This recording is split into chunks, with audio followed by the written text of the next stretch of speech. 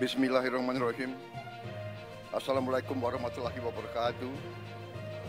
Selamat sore, salam sejahtera bagi kita sekalian.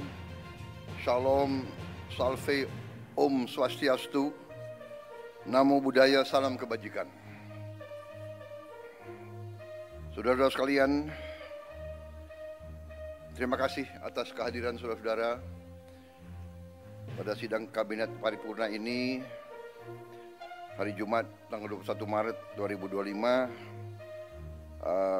Kita adakan sidang Kabinet Paripurna sebagai persiapan menghadapi Idul Fitri 1446 Hijriah yang akan datang. Yang saya hormati Wakil Presiden Saudara Gibran Rakabuming Raka, para Menteri Koordinator, para Menteri, para Kepala Badan, Jaksa Agung, Kepala BIN, Kapolri, Panglima TNI,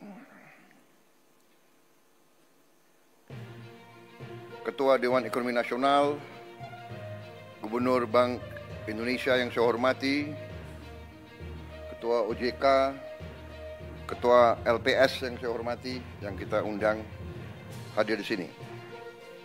Tentunya kita sebagai insan yang bertakwa tidak henti-hentinya memanjatkan puji syukur kehadirat Tuhan Maha Kuasa, Tuhan Maha Besar.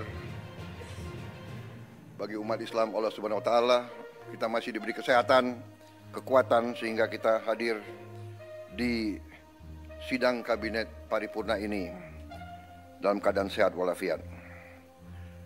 Saudara-saudara sekalian,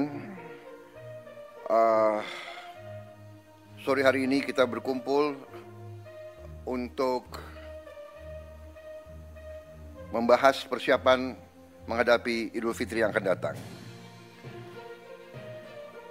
Kita akan melihat kondisi nyata yang kita hadapi dalam 10 hari terakhir bulan Ramadan ini. Sidang kabinet kita yang terakhir berada pada bulan Januari yang lalu, dan banyak hal yang sudah kita laksanakan semenjak sidang kabinet paripurna tersebut. Saudara-saudara sekalian, intinya saya ingin ucapkan terima kasih atas kerja keras semua menteri dan semua wakil menteri Kabinet Merah Putih yang saya pimpin ini. Di sana sini tentunya sebagai kabinet baru, relatif baru, 130, 140 hari, 150 hari pertama, tentunya kita pasti memerlukan waktu penyesuaian.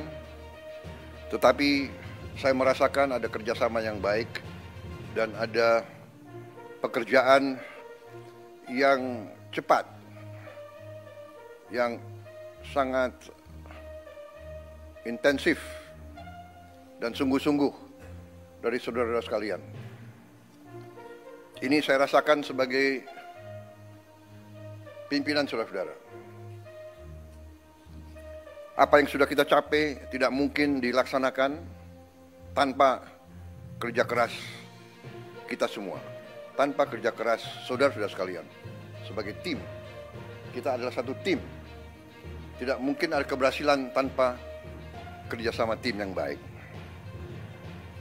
Ya, mungkin kita masih prihatin tim nasional sepak bola kita belum berhasil, tapi kita yakin pasti akan lebih baik di saat-saat akan datang. Ini juga ada tim yang baru, ya kan, pelatih baru, tim teknis baru. Jadi saya percaya kita akan mencapai hal yang baik. Sepak bola ini adalah sesuatu yang penting karena rakyat kita memang merasakan bahwa sepak bola itu menggambarkan tekad kita, menggambarkan semangat kita. Indonesia tidak boleh dianggap remeh oleh bangsa manapun di dunia, termasuk terutama di hal-hal seperti olahraga. Saudara-saudara sekalian,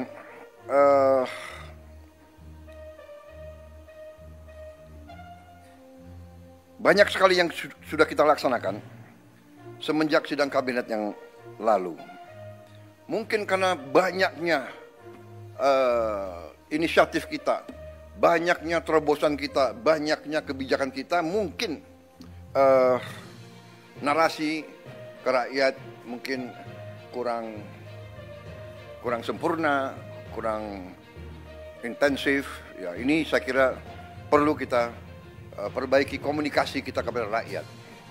Ya, saya juga terus terang aja sangat terkesan dengan banyaknya kebijakan yang bisa kita keluarkan dalam waktu singkat.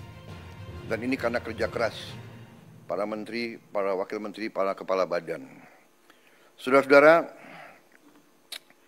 salah satu yang utama yang harus saya sampaikan adalah bahwa di saat bulan-bulan ini, apalagi menjelang Ramadan dan Idul Fitri, kondisi pangan kita aman, kondisi pangan kita cukup terkendali. Saudara-saudara, ini jangan dianggap hal yang ringan. Kita negara keempat terbesar di dunia. Jumlah penduduk kita sangat besar. Dan bertahun-tahun kita selalu khawatir dengan keamanan pangan kita. Kita selalu khawatir kita harus import. Alhamdulillah tahun ini produksinya sangat baik dan saya monitor harga-harga sampai hari ini terkendali. Mungkin harga cabai rawit yang agak naik beberapa saat yang lalu, mungkin sekarang sudah mulai turun ya. Tapi saran saya jangan terlalu banyak makan terlalu pedas. Saya waktu muda sukanya pedas sekali, sekarang dokter melarang saya makan terlalu pedas. Yang muda-muda silakan.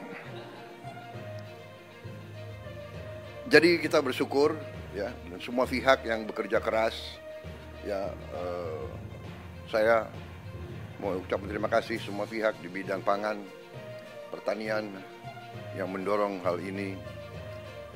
Pangan adalah yang paling utama. Ya.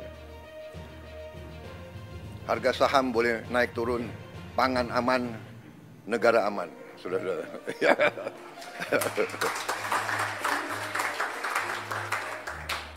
Saya lihat yang stres harga saham turun hanya beberapa orang di antara kalian. Marwar, siapa lagi itu? Tranggono, mana Tranggono? Tranggono. Oh, duduk sebelahan itu. Ini, mana lagi ya? Kalau Budiman enggak, Budiman tenang aja karena enggak punya saham dia.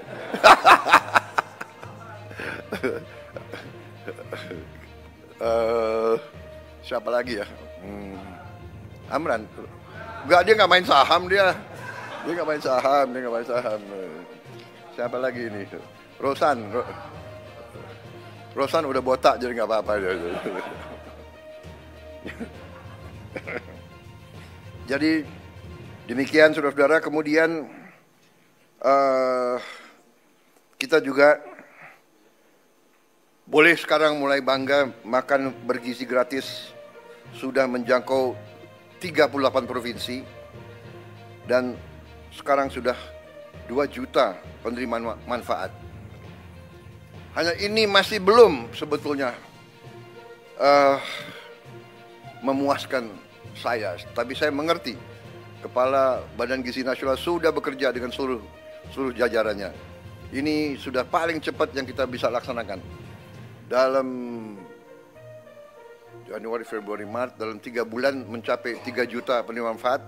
Hanya masalahnya kalau saya datang ke suatu desa atau suatu tempat, orang tua yang nanya, Pak, kami di sini belum terima makan bergizi.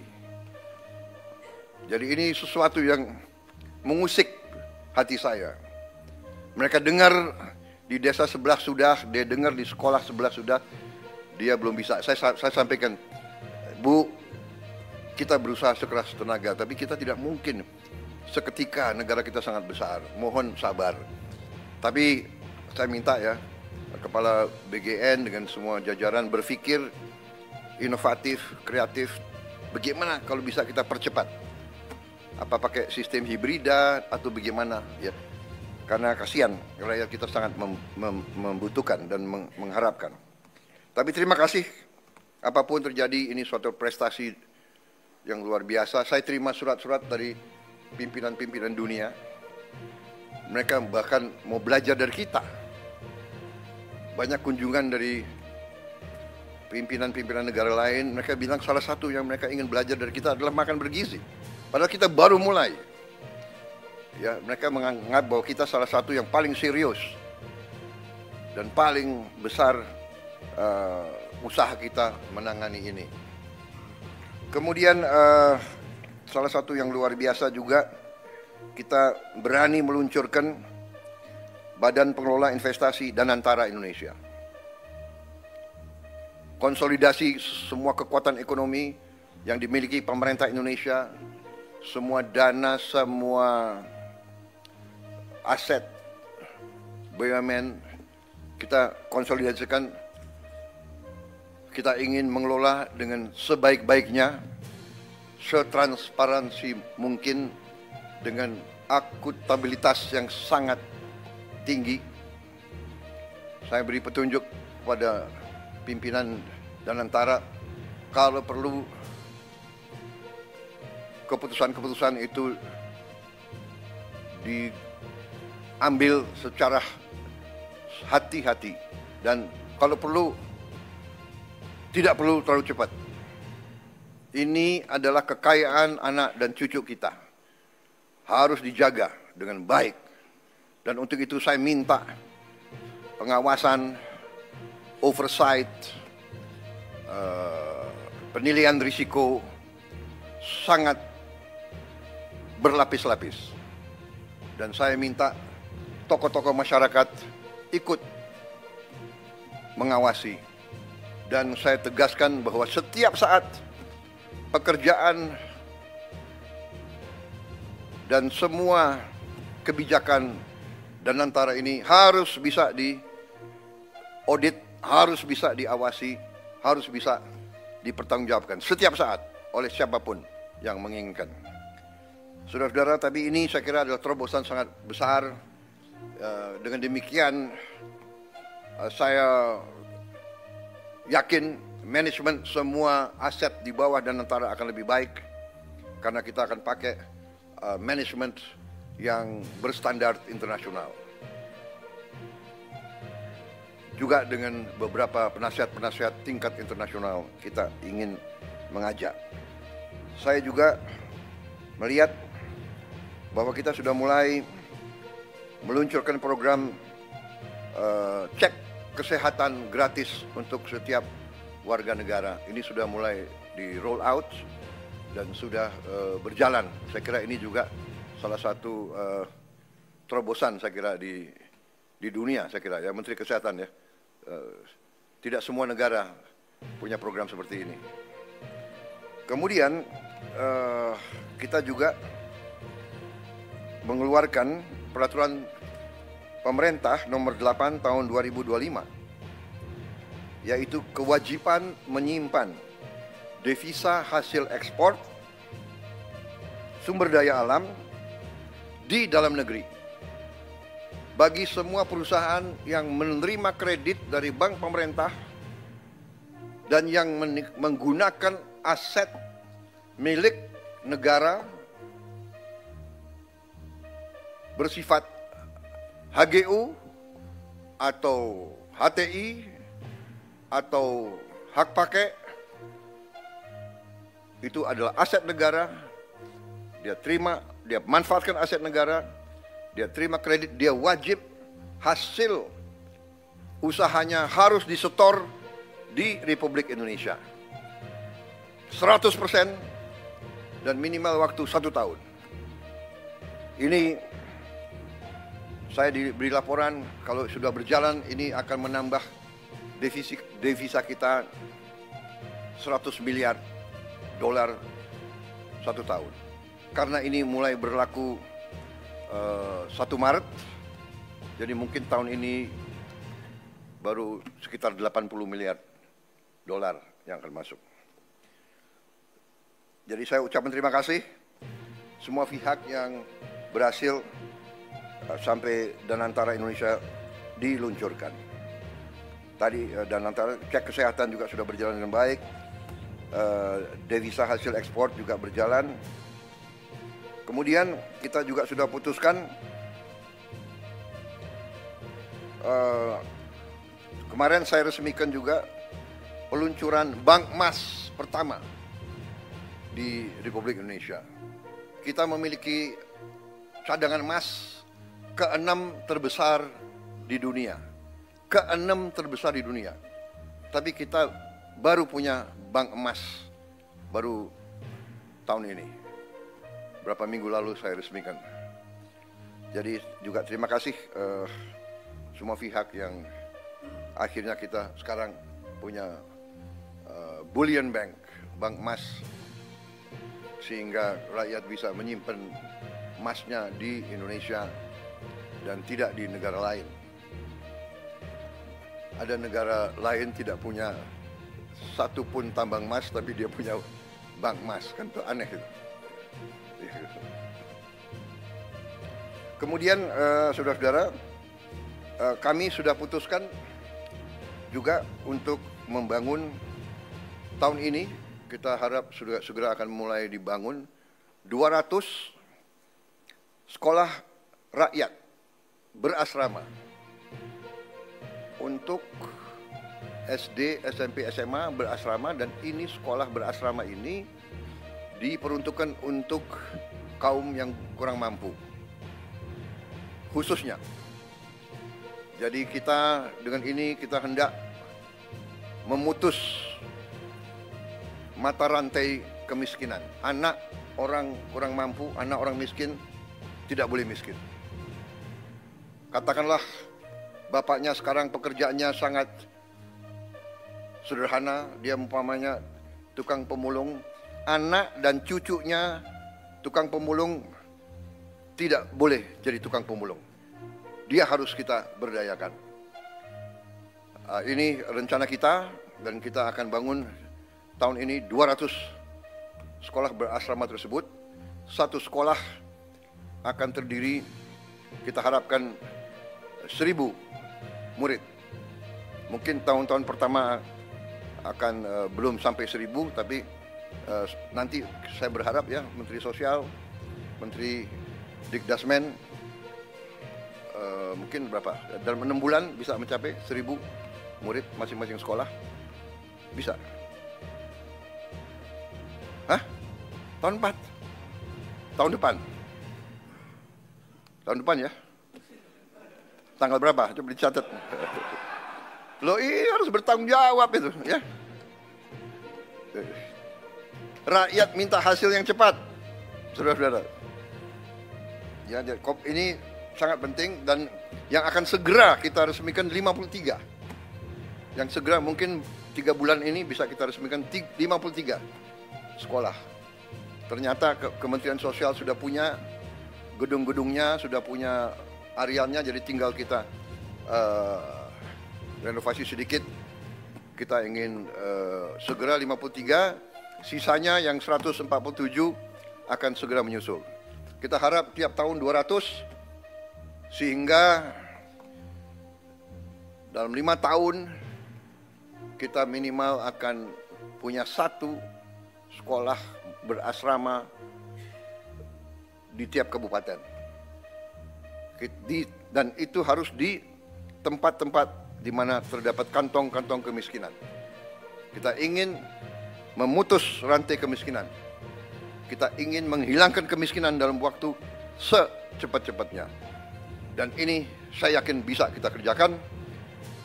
Nanti Menteri koordinator perekonomian, kemudian Menteri Keuangan, kemudian nanti mungkin Menteri Sosial akan sedikit kasih penjelasan singkat, termasuk juga saya minta Ketua LPS menyampaikan kondisi ekonomi secara umum, sehingga kita dapat gambaran real apa yang telah kita kerjakan, dan kita akan nanti dapat bayangan betapa besar upaya bangsa Indonesia untuk memberi kesejahteraan kepada rakyatnya. Dan berkali-kali saya katakan, ini bukan hanya prestasi kita, ini adalah kerja keras presiden-presiden sebelum kita, menteri-menteri kabinet sebelum kita. Tidak ada pembangunan bangsa yang bisa dikerjakan dalam 5-10 tahun. Pembangunan bangsa Indonesia ini adalah perjuangan lama. Mulai dari tahun 45 dan seterusnya, ada naik dan turun, ada krisis, ada hambatan, ada gangguan-gangguan negara asing berkali-kali, ya kan? Kita tidak mau nyalahkan siapapun, tapi kita sering diganggu. Kita harus sekarang belajar dari sejarah. Kita harus belajar. Dan sekarang kita semua unsur harus berjiwa besar. Kita atasi perbedaan dengan musyawarah. Kita terima kritik dengan besar hati, tapi kita jangan mau diadu domba. Kita harus bekerja dengan baik untuk rakyat kita. Saudara-saudara, kemudian salah satu juga keputusan besar kita adalah kita dalam waktu dekat akan membentuk 75.000 sampai 80.000 koperasi desa. Ada yang berbentuk berbasis pertanian, ada yang berbasis nelayan, dan ada yang berbasis lain. Tapi intinya adalah kita ingin ekonomi desa, ekonomi rakyat yang paling bawah bergerak dengan cepat, memobilisasi kekuatan yang kita punya untuk menggerakkan seluruh ekonomi, dan ini akan ada suatu dampak yang sangat besar, keyakinan kami. Saudara-saudara, juga kita juga berhasil bekerja sama dengan swasta, sehingga THR bagi pekerja swasta, BUMN dan BUMD bisa diberikan paling lambat 7 hari sebelum Hari Raya Idul Fitri. Tahun ini pemerintah juga menaruh perhatian khusus kepada para pengemudi dan kurir online yang untuk pertama kalinya akan menerima bonus Hari Raya. Ini karena kerjasama juga dengan pengusaha swasta. Saya mendengar mereka akan terima kurang lebih 1 juta tiap pekerja, demikian. Tapi saya menghimbau pengusaha swastanya, kalau bisa ya ditambahlah. Ini menghimbau, ya kan? Kalau menghimbau kan boleh, tidak ada paksaan kan? Tapi kalau presiden menghimbau ya. Menghimbau. Ini wartawan ya, terus garis bawahi itu. Karena pengusaha harus tahu, kalau masa yang bagus dia untung, ya dia juga harus memperhatikan para pekerjanya, ya kan? Justru para pekerja ini yang memberi keuntungan bagi dia. Juga THR dan gaji ke-13 bagi 9,4 juta aparatur negara. Ini sudah kita umumkan. Saudara-saudara, juga untuk membantu masyarakat, kita berhasil untuk menurunkan harga tiket pesawat dalam negeri mencapai 13% penurunan. Ini berlaku untuk periode penerbangan 24 Maret 2025 sampai 7 April 2025.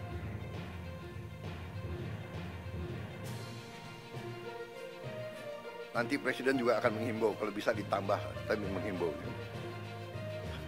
Enggak, ini sudah luar biasa. Kemudian penurunan tarif jalan tol sebesar 20% di berbagai ruas jalur mudik selama 2 minggu. Juga diskon 25% penurunan harga untuk tiket kereta api sesuai tanggal yang ditentukan. Juga saya ucapkan terima kasih beberapa kementerian lembaga mengeluarkan kebijakan untuk membantu mengurangi beban masyarakat dengan memberi bantuan mudik gratis, hingga juga ada diskon mencapai 50% untuk provider seluler dari Kementerian Komdigi.